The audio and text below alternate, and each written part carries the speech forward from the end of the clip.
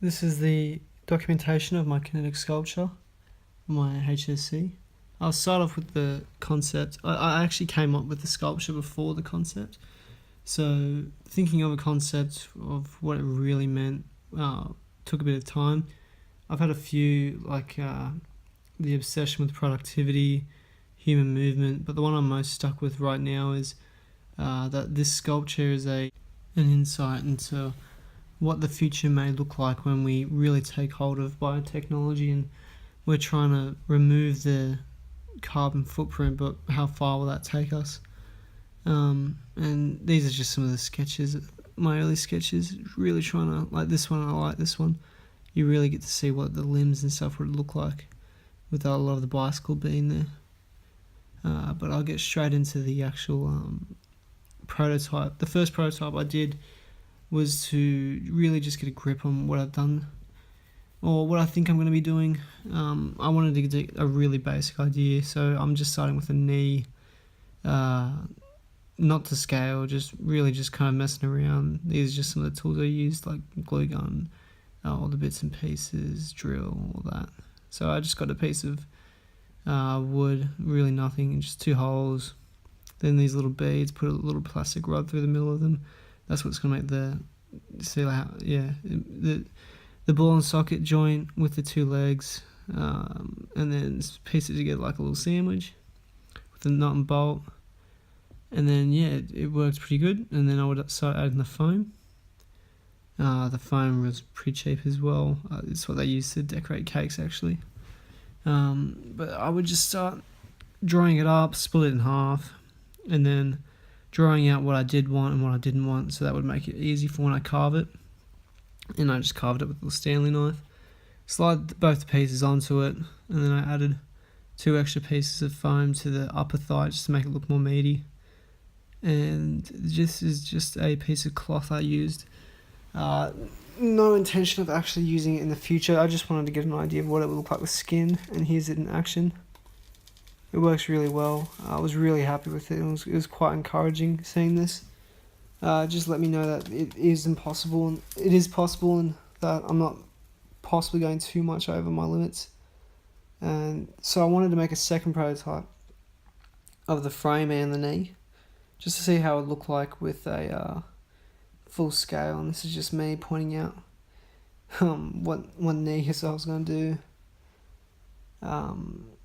But yeah, it was really just to get a grip on everything. It's just a piece of plywood. It was 3 times as thick, so a lot more durable. That's just me pointing out that these poles are going to be the same as the ones I used before, all for the same purpose. Drill there, all the bits and pieces I'll be using. A big drill piece there, had to go out and look for that. And then there should be somewhere a drill bit. I'll be getting up soon. But yeah, it was at that stage it was getting quite daunting because I had to get a lot done and I didn't quite have the bike. But yeah, this is me sketching up to scale and properly the plates that the ball and sockets sit inside of, and doing it to scale and actually taking the time to measure it out really helped in the long run. There you go, 4 exact to size, all nice. Works really well. And it seams them together. I didn't get a nut and bolt because at this stage I already knew that it wasn't going to work, so I just got a G clamp just to get the job done and videotape it. But the reason why it's not working, and you can hear in the video, it's too much friction. The wood on wood just doesn't work. Sorry for the nudity by the way. But yeah, so I learned from that, so I'm going with plastic and all that from now on. And this is my prototype 3. This time I was moving away from the knee and frame, and I wanted to get into the skin because it wasn't something I knew a lot about until I went to place in Newtown and found out about Platzel Gel 10. This is all the stuff I'll be using to make my skin for my art project. I just got the bike over there. It's disgusting, but you know, beggars can't be choosers. Anyway, to make the skin, this one says it's for gel 10. it's 1 for 1. Pretty straightforward. So I get part A, part B. I'm going to get 2 cups, fill them both up to that line, and then pour them into this tea box, and hopefully it won't leak too much. The other thing is this deadener, which helps make it feel like dead skin, apparently. Whatever that means. But I can add up to 300%, but that would make it really soupy. So everything I've looked up so far, and even saying on here, I should add around maybe 160%, but I have to add it. I fill this thing up with part A, pour that in, then I put this stuff in on top of part A, then I add in part B.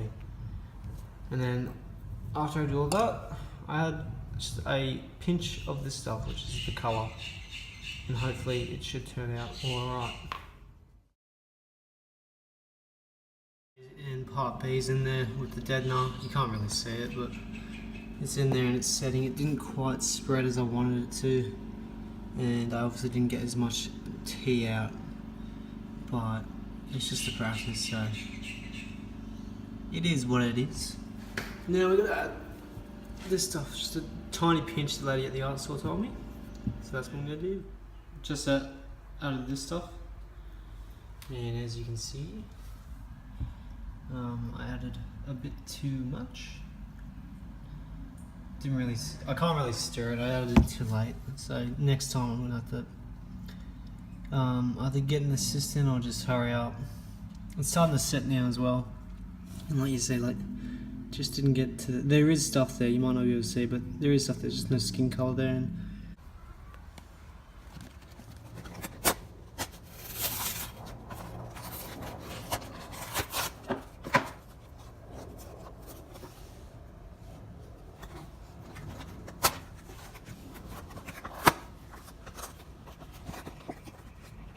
came out alright, I think. I went a bit too much at the colouring, and it doesn't quite, it just doesn't really look like skin kind of tone, but that's something I can work on. The front came out pretty, the actual texture came out pretty good. It's too shiny, like you can see it's too shiny. The skin's just not shiny, or it should be that shiny. And it stretches really well. Like it'll be really good on the bike, and I'm looking forward to messing around with more of it.